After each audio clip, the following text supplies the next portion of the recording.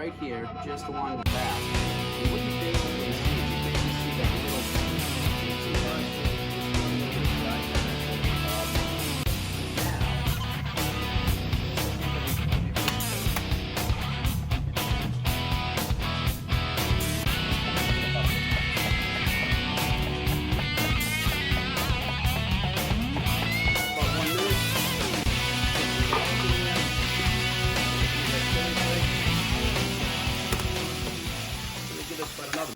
All right, sautéed shrimp. Let's talk about what we're going to need to embark upon this culinary journey of mind, body, and spirit that we will forever be bound together by.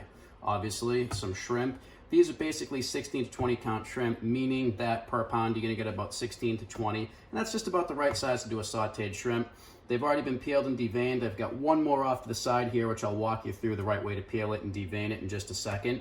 But other than that, we're gonna need 1 stick of butter cut into fourths, fresh chopped parsley. Over here, we've got some minced garlic, some red chili flakes. I don't know if you can see this, but got some capers over here, which we're not gonna put capers in, but we're just gonna use a little bit of the brine from the capers themselves, a little bit of the juice that's in there. Put that in this ramekin right over here, and that's also mixed with a little bit of lemon juice as well. Obviously, you're gonna need a little bit of olive oil, and I like to marinate the shrimp in a little bit of white wine. Any sort of white table wine will do. This stuff here, Riscato, I've been using for the past couple months. It's actually a pretty decent marinade. It's pretty decent wine, too. Check it out at your local liquor merchant if they happen to have it. Anyway, obviously, we got the pan over here. It's oiled up. We'll get that going in just a second. Shrimp have already been marinated here. You don't really need to marinate seafood too long, especially shrimp, just a good couple minutes. I don't even marinate them that heavily. Just sprinkle a little bit of white wine on them, let them sit there. The big thing with shrimp, get it down to room temperature. Don't take them right out of the fridge, throw them into the pan and try to start cooking them.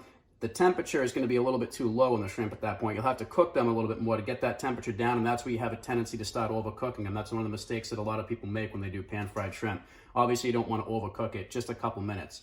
Anyway, let's talk for a second about cleaning shrimp here. All right, real simple. If you don't have the shrimp already cleaned, start down here with the legs. Just kind of give a little rip. And what that should do is should open it up right in here if you just kind of be able to get in there with your fingernail, just like this. And then once you gets that off a little bit, thumb and forefinger, just hold on to this part of the tail.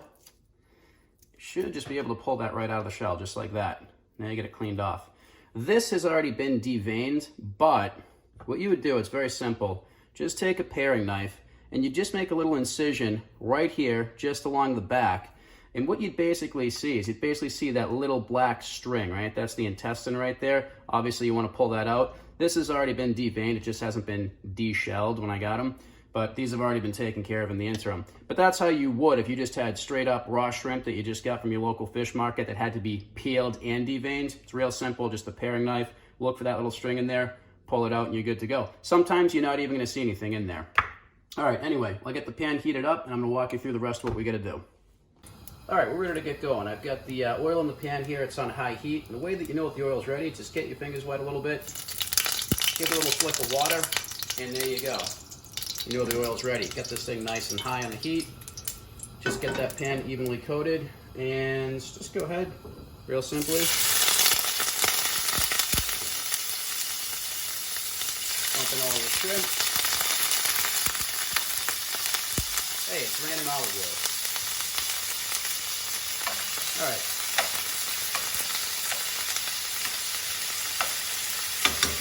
I'm going to give that about 1 minute. And then I'm going to start adding some of the other things. We'll just let this get going.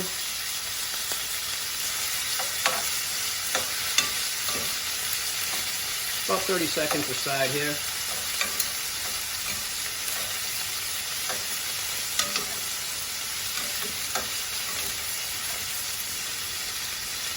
All right, that's been about 1 minute. Get some garlic in there. Get a few red chili flakes. So we give this about another minute. Stir everything around. You've probably noticed in a lot of these videos that I've been doing, I don't really measure things out. I just kind of eyeball things. Maybe at most I'll go with a ratio of some sort. A good ratio to use as far as garlic to shrimp, use about 6 cloves of garlic for 1 pound of shrimp. That tends to work pretty good. That right there, in all honesty, I just eyeballed it out because it was already minced up, but that was probably pretty close to about 5 or 6. We'll give this another minute, after we've already added that. All right, so we got about 1 minute right there. I'm gonna go ahead and I'm gonna mix in the lemon juice and the caper juice right there. And then just one of the quartered up sticks of butter that we have. Also throw in a couple of sprinkles of parsley here. That's probably enough. And then give this about another minute.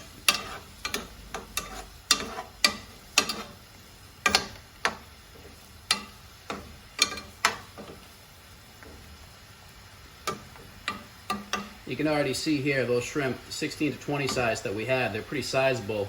You put some heat on these things, they start shrinking up. So if you really want to have good sized shrimp, maybe go something a little bit bigger. Basically what you see with shrimp when you buy it is going to probably plan on that being about half the size once it's actually cooked. 16 to 20 count are great for doing some sort of a pan fry like this. If you want to go bigger, you want to go like an 8 to a pound count, that'll work. Obviously you're not going to be able to get as many of them in the pan. It might take you a little bit longer to cook more of them. Might have to cook them a little bit longer themselves, but just something to keep in mind.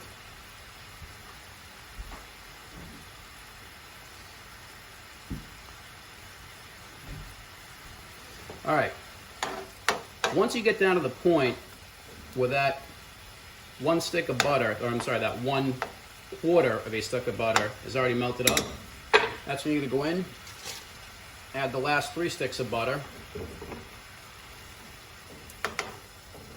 I'm just going to go ahead and put this down on low heat. And once that butter's melted, we're done. And then I'll talk to you about what we're going to do after that. All right, so those last couple of pieces of butter have melted down. So we take the shrimp out. This is what we got. And what you want to do here, and what I think is really key and just adds a nice little dimension of flavor to it, we already put some parsley in there, but take some parsley and just give it a little bit of dry garnish over the top. It's not only great for the presentation, it's great for the flavor as well. And there you go, a little sauteed shrimp. And like I was saying a minute ago, you saw how big these shrimp were when we started off with them.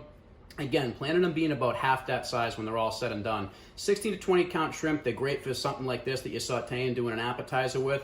They're also really good if you want to do a shrimp scampi, something of that nature. But, we're on the subject of scampi, what you're going to wind up with is a saucepan that's got an awful lot of that excess in it. A lot of people just say, nah, whatever, I'll throw that out.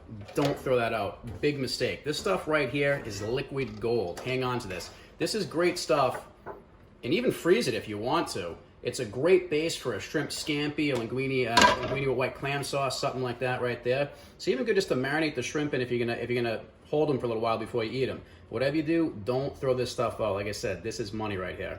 And anyway, there you have it.